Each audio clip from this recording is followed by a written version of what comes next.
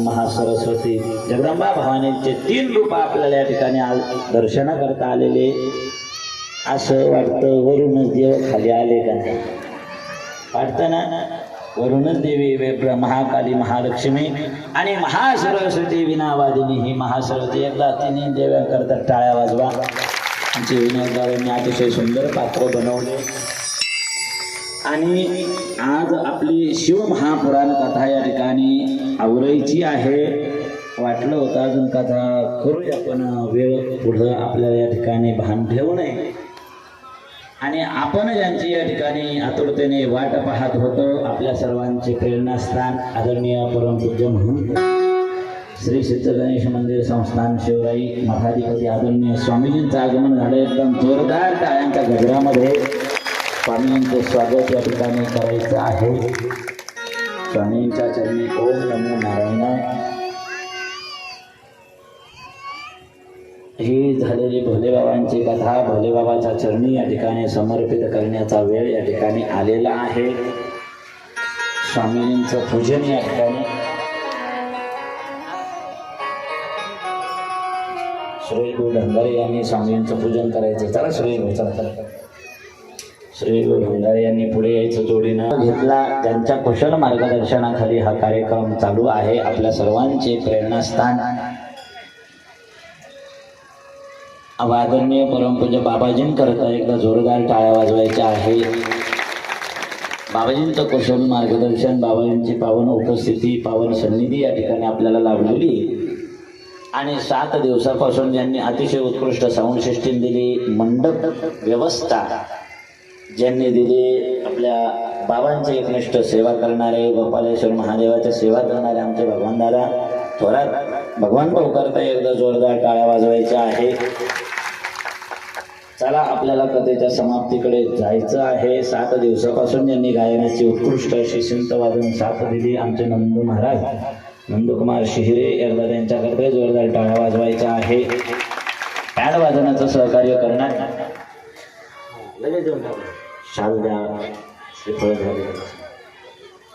Pad वादनाचं सहकार्य करणारे आमचे नारायण भाऊ जाधव, त्यांनाही खूप खूप धन्यवाद.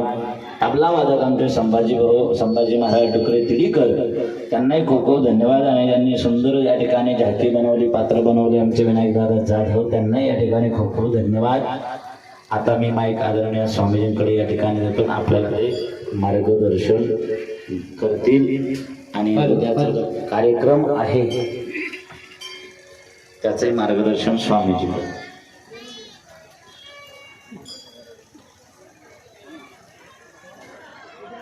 हरि ओम. हरि ओम. गजाननं भूतगणाधिसेवितं गवित्तजम्बूफलचारुभक्षणम् उमासुतं शोकविनाशकारकं नमामि विघ्नेश्वरपादपङ्कजम्. कर्पूरगौरं करुणावतारं संसारसारं भुजगेन्द्रहारं सदा वसन्तं हृदयारविन्दे भवं भवानी सहितं नमामि. ज्ञानशक्तिसमारूढं तत्त्वमाला विभूषितः भक्तिमुक्तिप्रदाता च तस्मै श्रीगुरवे नमः. परमंगलमय देवाधिदेव भगवान गोपालेश्वराच्या चरणी कोटी कोटी दंडवत. ते अंतस्वरूप असणारे आमचे परमगुरुदेव परमादरणीय सन्माननीय 1008 स्वामी रघुनाथगिरीजी बाबांच्याही चरणी कोटी कोटी दंडवत.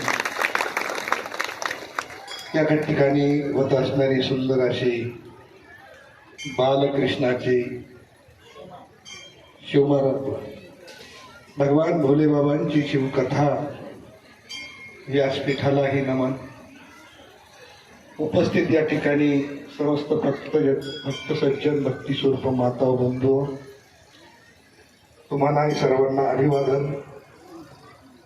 आज खरोखर या ठिकाणी आपण ज्याला म्हणतो दुग्ध शर्करा योग, हा योग आहे महाशिवरात्रीच्या पर्व काळावरती. आणि अशा महान संतांच्या सानिध्यामध्ये शिवपुराण कथा या ठिकाणी आपल्याला श्रवण करायचा योग आलेला आहे.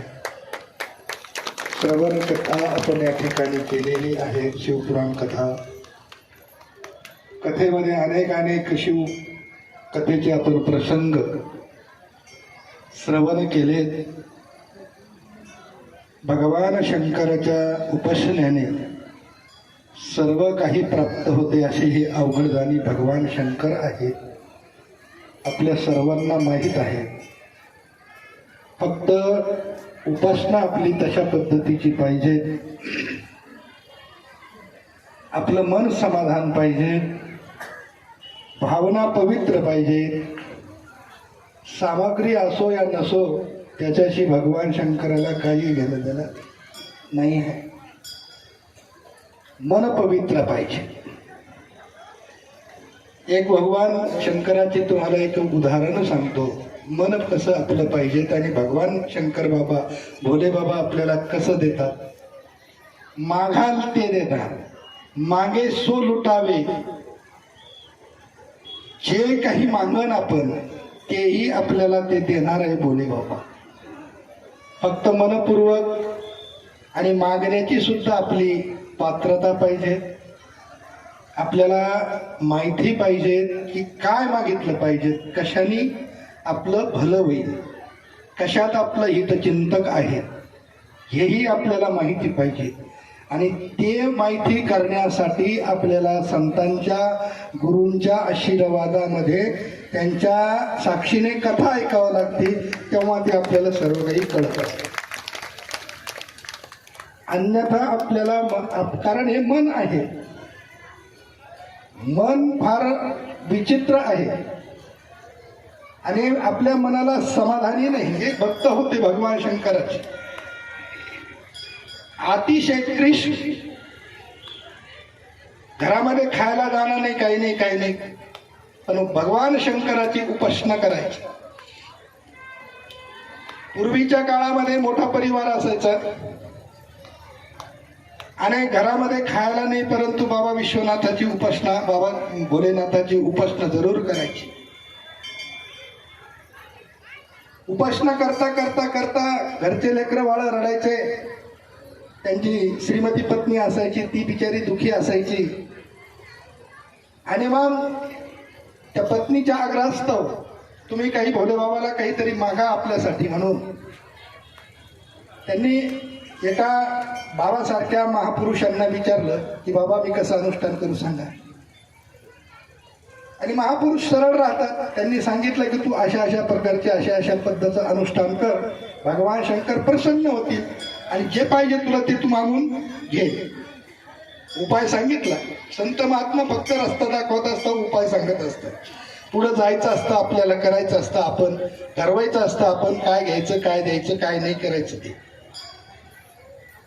ते साधक उपासना करू लागले. भगवान शंकर प्रसन्न झाले. माग मागता काय माहिती, तुला काय पाहिजे ते मागून घे. आता उपासना करणाऱ्याला हे सुद्धा माहिती पाहिजे की आपल्याला काय घ्यायचं आणि काय नाही घ्यायचं. गरीब असल्या कारणाने, घरी खायला जाणं नसल्या कारणाने त्यांनी सांगितलं की बाबा भगवान शंकरा मला असं द्या की माझं कधी संपणार नाही, असं मला द्या. म्हणलं ठीक आहे, या पिंडीवरती जे तांदूळ पडलेले आहे, गहू पडलेले घेऊन जा, हे शिजवा आणि चालू दे आपला प्रपंच. नाही नाही म्हणे, एवढ्यात काहीच होणार नाही महाराज, कधीच न संपणार असं द्या. भगवान शंकरांनी पाहिलं की हा माझ्यासारखा भोळा भाळा आहे, तथाच तू कधीच न संपणार, आशीर्वाद दिला. आणि मग त्या साधकाने, त्या भक्ताने जे पिंडीवरचे तांदूळ गहू काही अन्य धान्य होतं ते घ्यायला सुरुवात केली. आपली टोपी काढली डोक्यातली, त्या टोपीमध्ये भरायची, टोपी भरली, उपरणं नंतर काढलं, उपरणामध्ये गडगड बांधलं, तरीही काही ते संपनाना. पिंडीवरलं जे अन्नधान्य होतं ते काही संपाना. शेवटी धोतर जेवढे गठुडे बांधतील तेवढे गठुडे बांधले, खांद्या दोन्ही खांद्यावर, इकडं तिकडं डोक्यावर जेवढं उचलतील तेवढं उचललं. आता गठुडे उचलल्यानंतर गठुडं एक उचललं की दुसरं गठुडं तिकडं तयार व्हायचं. प्रश्न पडला किती उचला, पण जेवढं उचलतील तेवढं उचललं आणि चालत चालत चालत चालत घरापर्यंत गेला आणि बाईक थकला खूप होता, थकून गेलेला होता. एकदम तहान लागलेली, नरडं कोरडं पडलं, कोरडा पडून गेलेलं तर पाणी मिळालं नाही प्यायला. अशा वेळेस आवाज दिला पत्नीला, मला पाणी तरी आण. की नाही पाहिलं, अरे बाबा आज तर खूप अन्नधान्य आणलेलं, लय मोठमोठे गटुडे आणलेले दिसतात. आणि तिने एक गुळाचा खडा आणि एक तांब्या भरून पाणी दिलं. त्यांनी ते घेतलं. घेतल्यानंतर पुन्हा ते पाणी जसं ते तसा गुळाचा खडा तसाच तोंडातल्या तोंडामध्ये. असं करता करता करता त्याचं रामनाम सत्य झालं. रामनाम सत्य झालं, समस्या झाली ना. काय मागाव, काही नाही मागाव, आहे का नाही, कधीच न संपव असं वर मागितलं. शेवटी आता गेल्यानंतर काय करणार आहे, घर परिवाराचे लोक दुखी होतात. काय ते पुढचे जे काय काय असतं कार्य असतं ते करावं लागतं, उत्तर कार्य करावं लागतं.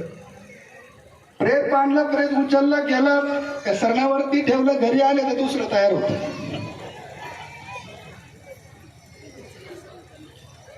अशी परिस्थिती आपल्या जीवाची झाली नाही पाहिजे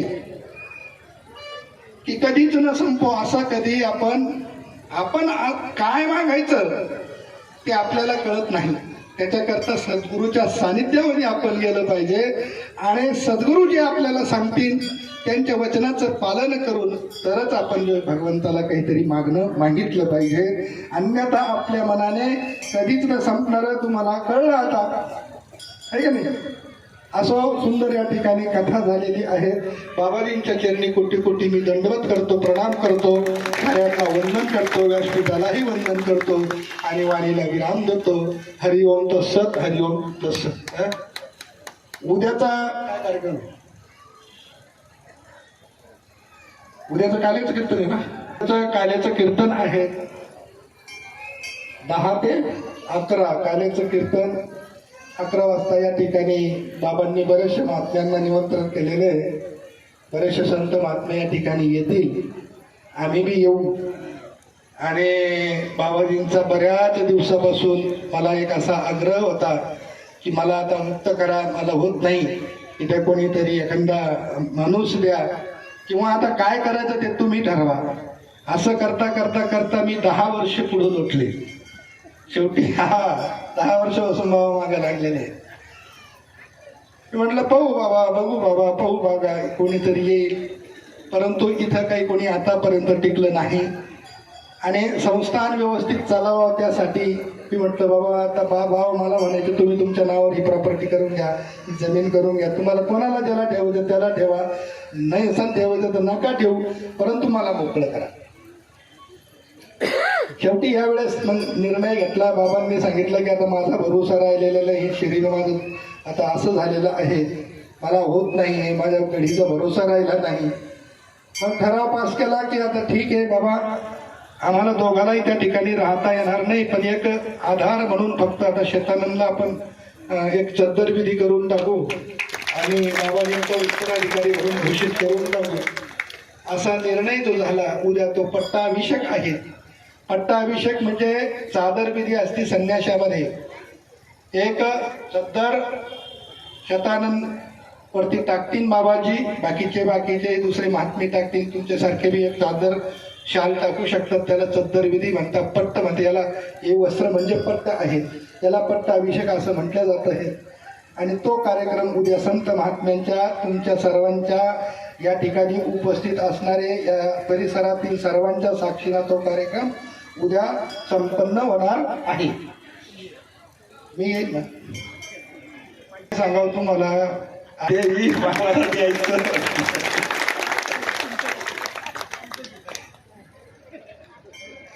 पण असं ते सक्षम आहे, दोन्ही संस्थान बघतील ही त्यांच्याकडून आपल्याला अपेक्षा आहे. भविष्यामध्ये काय करायचं ते ठरवतील. ठीक आहे. हरिओम. त्यासाठी दिला स्वामींच्या चरणी कोटी कोटी वंदन. चला ग्रंथाचं पूजन करण्यासाठी आणि ग्रंथासाठी वस्त्र घेऊन या, ग्रंथ पूजन होईल. गोपालेश्वर भगवान की जय. चला हरि ओम. नवीन नमो अनंताय सहस्रमूर्तये सहस्रपादां शुचिरोर्वाहवे सहस्रनाम्ने पुरुषाय शाश्वते सहस्रकोटिगृहारिणे नमः. नमः कमल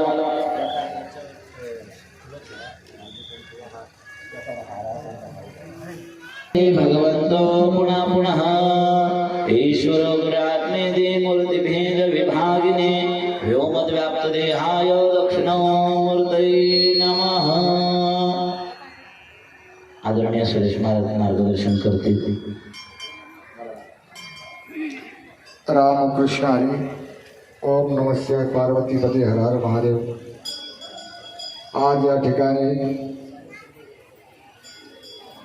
गोपालेश्वर भगवान मंदिरासमोर गेल्या कित्येक वर्षापासून या ठिकाणी भागवत कथा, रामकथा आणि आज या ठिकाणी शिवमहापुराण कथा समाप्त झाली.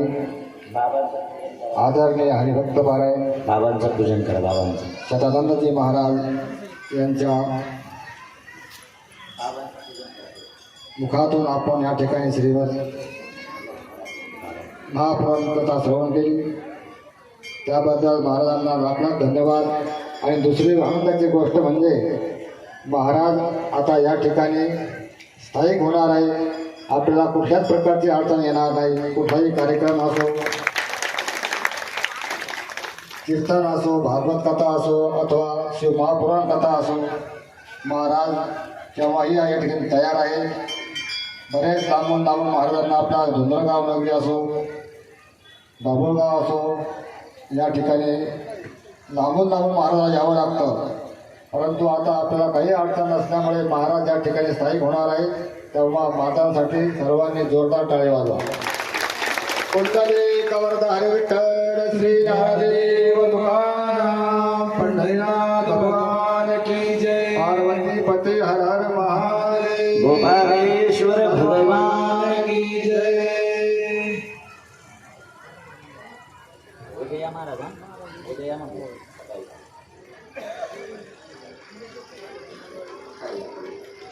त्यांचं पूजन करून भगवान भाऊ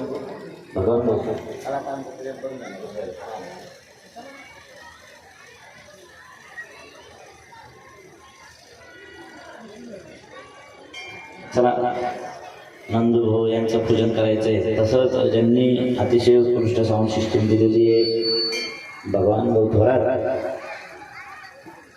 त्यांचे चिरंजीव योगेश दादा, त्यांनाही खूप खूप धन्यवाद.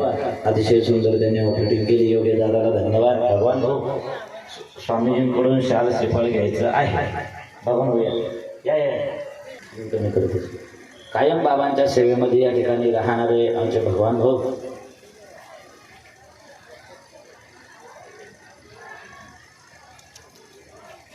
नारळ घ्या. गोपालेश्वर भगवान की जय. चला या पूजन कर.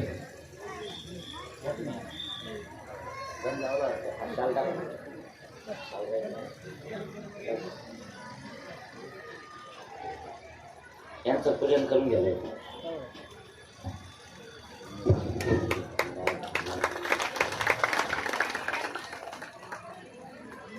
ज्यांनी गायनाची साथ दिली नंदू शिरे त्यांचंही पूजन. सगळ्यांनी 10 वाजता या ठिकाणी उपस्थित राहा. 10 ते 11 कार्याचं कीर्तन आणि 11 वाजता संत संमेलन आहे. उपस्थित असलेले संत महात्मे सर्वच 5-5, 10-10 मिनिटं बोलणार आहेत. त्याच्यामुळे अतिशय मोठा योग आपल्या भागाला प्राप्त झालेला आहे. अनेक संत महात्म्यांचं दर्शनासोबतच श्रवण. परिसरातून सगळे महाराज लोक मंडळी सुद्धा येणार आहेत आणि आज कार्यक्रमाकरता आवर्जून उपस्थित राहिलेले कायम या ठिकाणी स्वामीजींसोबत राहणारे आणि गणपती बाप्पाची सेवा करणारे आमचे नाथाभाऊ, त्यांनी पुढे या शालश्रीफळ घेऊन जा. या नाथ होऊया, या नाथ होऊया. एकदा नाथाभाऊ करता जोरदार टाळा वाजवा. नाथाभाऊ तालुका येवला. तसंच रामादात्या कायम गणपती बाप्पाची सेवा करणारे आणि रामादात्यांनी सुद्धा पुढे यायचं आहे. कायम या ठिकाणी गणपती बाप्पाच्या सेवेमध्ये, स्वामींच्या सेवेमध्ये अग्रेसर राहणारे रामादात्या आरखडे तारुरवरून ते आलेले आहेत. तसेच पहिल्यापासून गणपती बाप्पाची सेवा करणारे, स्वतः आश्रमाची सेवा धावपळ करून करणारे आमचे गुलचंद काका छानवान, काकांनी सुद्धा पुढे यायचे. शालश्रीफळ घेऊन जायचे. काकांकरताही जोरदार टाळ्या वाजवायचे. कुठे गेले काका? गुलचंद काका.